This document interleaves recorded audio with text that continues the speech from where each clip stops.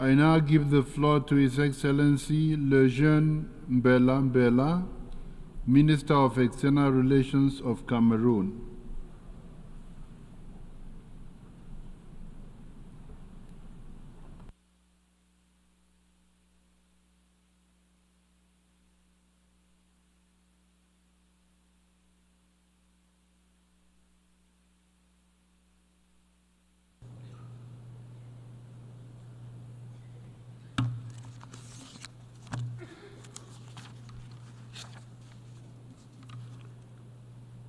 Monsieur le Président, Mr. President, I have the honor of delivering before this august assembly the entire statement that His Excellency Paul Biya, President of the Republic and Head of State, authorized me to deliver on his behalf. And I quote, Mr. President, first of all, I would like to express to you my sincere congratulations upon your election to the presidency of this 79th session of the United Nations General Assembly. Your accession to this senior position is a source of pride for your country, Cameroon, as well as for Africa and the international community. I would like to express our gratitude to those member states that supported your candidacy and elected you, in particular those from Africa who nominated you unanimously as the candidate of our continent. I commend the work and achievements of your predecessor, His Excellency Ambassador Dennis Francis of Trinidad and Tobago, who was able with determination to lead the work of the 78th session of the General Assembly. Lastly, I take this opportunity to reiterate the support and appreciation of Cameroon for the Secretary-General, Mr. Antonio Guterres, who,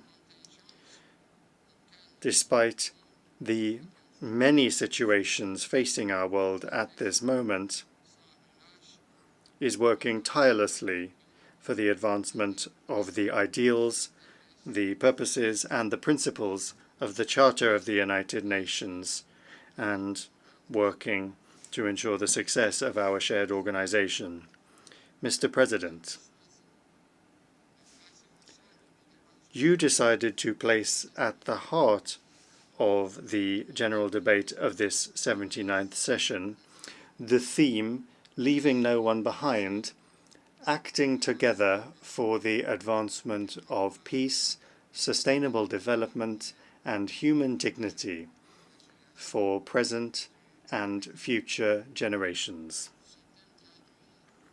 This theme, it must be underscored, expresses the urgent need for joint action in a difficult and complex international climate with both challenges and opportunities. Among those challenges, we need to note that our shared home, the planet Earth, is the victim of extreme climate disruption, which is jeopardizing the physical survival of some countries and forest and coastal areas in various regions of the world.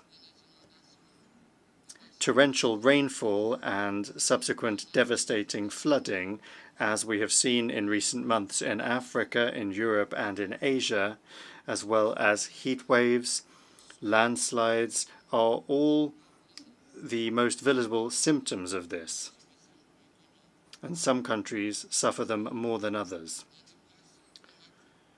Today, people displaced due to climate change are now as numerous as are refugees and internally displaced persons who are victims of war. This is no longer a spectre, but rather a painful daily reality in many places. And yet we agreed upon a set of measures to combat these scourges in the Paris Agreement and in many other subsequent commitments. Cameroon, which is a state party to this agreement and which belongs to the Congo Basin Great Forest Massif, is sparing no effort to find relevant solutions together with neighboring countries to the global current climate crisis. Consequently, we firmly call for the measures that we adopted together in the Paris Agreement to effectively be applied without any hindrance or delays.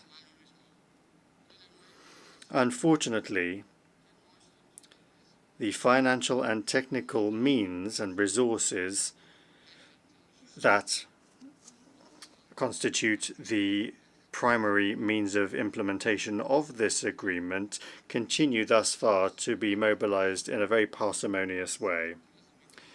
Mr. President, ladies and gentlemen, on top of this climate crisis, there are conflicts and hotbeds of tension, both old and new, that spare no geographical area.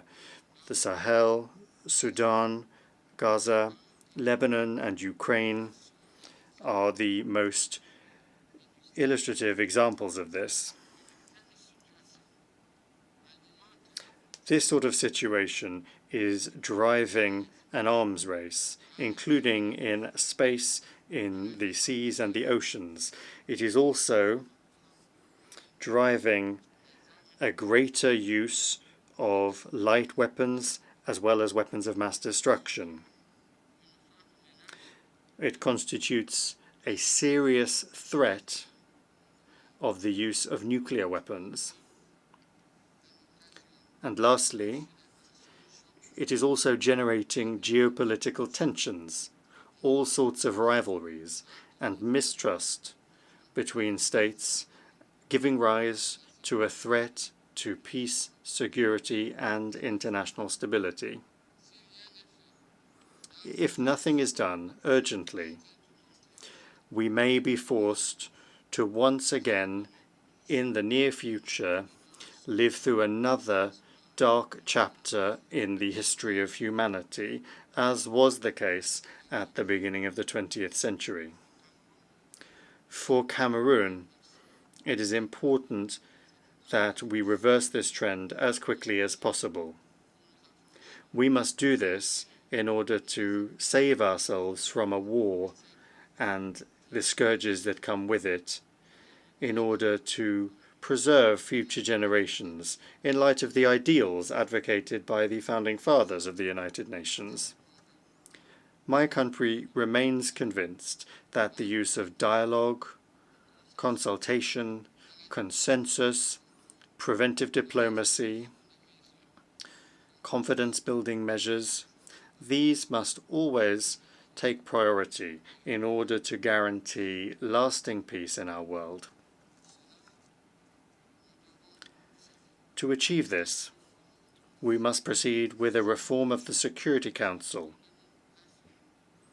in order to make sure that it continues to fully fulfill its original mandate as the principal organ responsible for the maintenance of peace and security.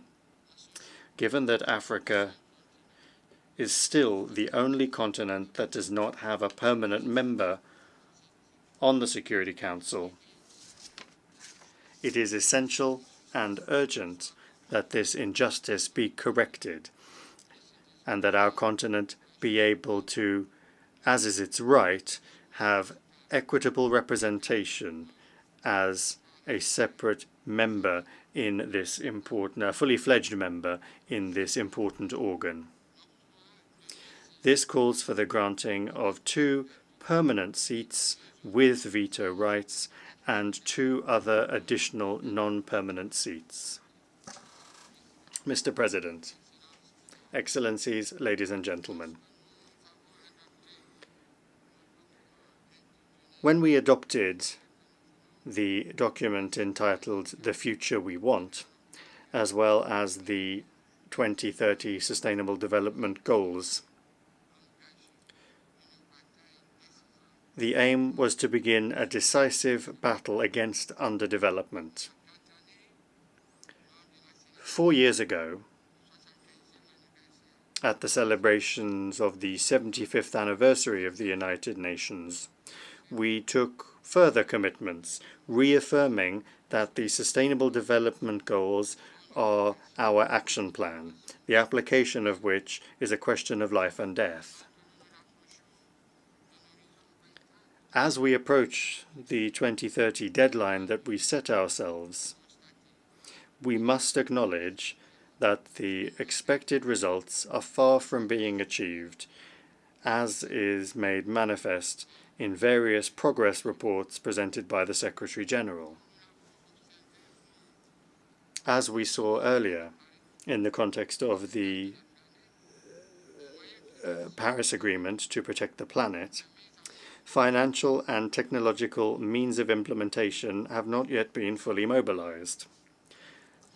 For that reason, Cameroon once again calls for renewed political will and more decisive action to overcome this situation. The new Doha Programme of Action for the Least Developed Countries, the Antigua and Barbuda Programme of Action for Small Island Developing States, and the Programme for Landlocked Developing Countries that will be adopted at the upcoming conference in Gaborone in December, as well as the African Union 2063 agenda, together with its second decade of priorities, the Continental Free Trade Zone. These are all, in our view, frameworks for guidance and incentives for the development of the poorest countries that need to be actively implemented if we want to leave no one behind. In this regard, Cameroon, for its part, has undertaken a number of structural projects in the sectors of energy, transport infrastructure, communication and telecommunications, extractive industries and processing, as well as many other sectors, with the aim of becoming an emerging country by 2035. Mr. President, plans, projects and programs for recovery and reconstruction, as well as humanitarian action, have been set up by our government to respond to the special and urgent needs of populations, above all those living in rural areas or those affected by the abuses of the terrorist sect Boko Haram in the far north of Cameroon, as well as those resulting from the socio-political crisis in the far north, the northwest and the southwest regions. I would like to take this opportunity to sincerely and firmly thank our bilateral and multilateral partners for their constant support for our national progress and development agenda, and I would like to invite them to continue to do us the honor of their faithful and loyal support. Mr. President, Excellencies, ladies and gentlemen, all of the actions undertaken by developing countries will only produce the expected results if the global macroeconomic framework is reformed. This framework, need we recall, is based on institutions that have been there since the Second World War, institutions that have become obsolete, and the structure and organization of which are in large part at the source of disruption, imbalances, dysfunctioning, and even inequalities that still are not conducive to the full development of poor countries and the global south.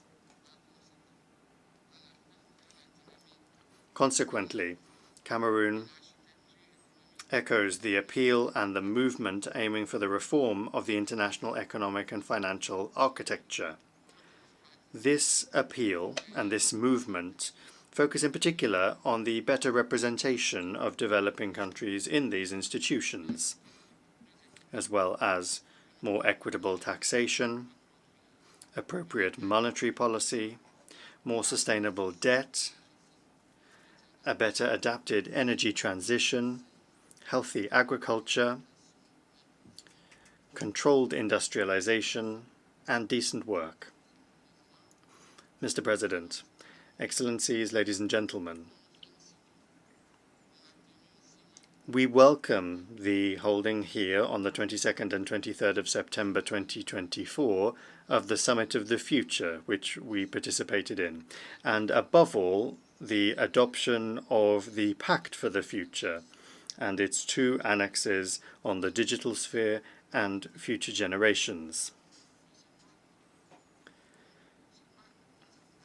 This pact, once again, commits us to the active pursuit of peace, sustainable development, and human dignity, thanks to a series of concrete actions that require the consequent means of implementation. We cannot deprive ourselves of these actions which could open up the way to the future we want in the context of a reinvigorated multilateralism supported by the ideals, the purposes and the principles of the United Nations Charter. It is a question of safeguarding the planet, building peace, bringing about sustainable development with first and foremost, the eradication of poverty, shared prosperity, and full respect for human rights focused on human dignity.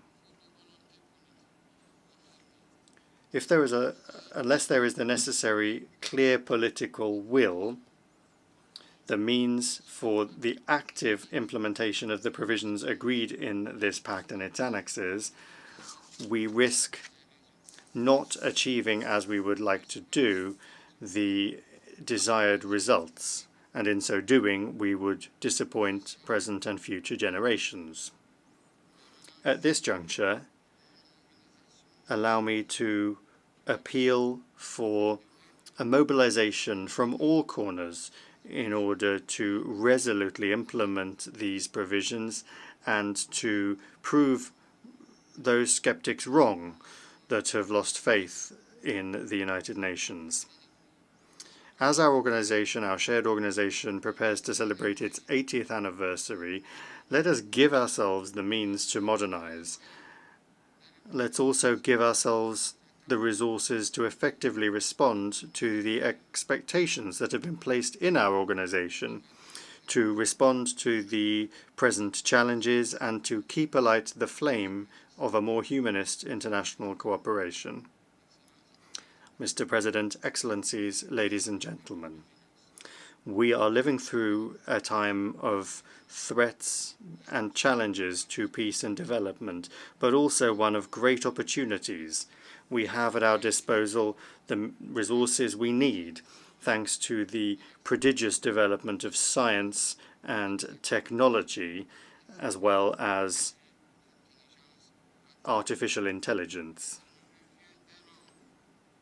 It is now up to us to set aside our selfishness and to act in solidarity with a sense of collective responsibility in order that we may together overcome the challenges that no country can face alone.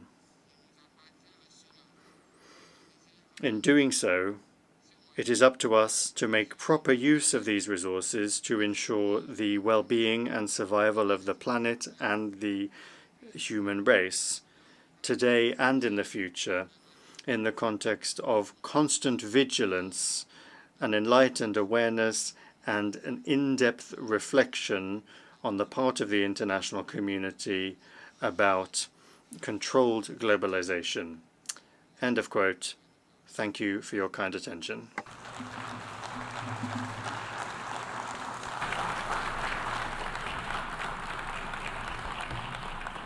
I thank the Minister of External Relations of Cameroon.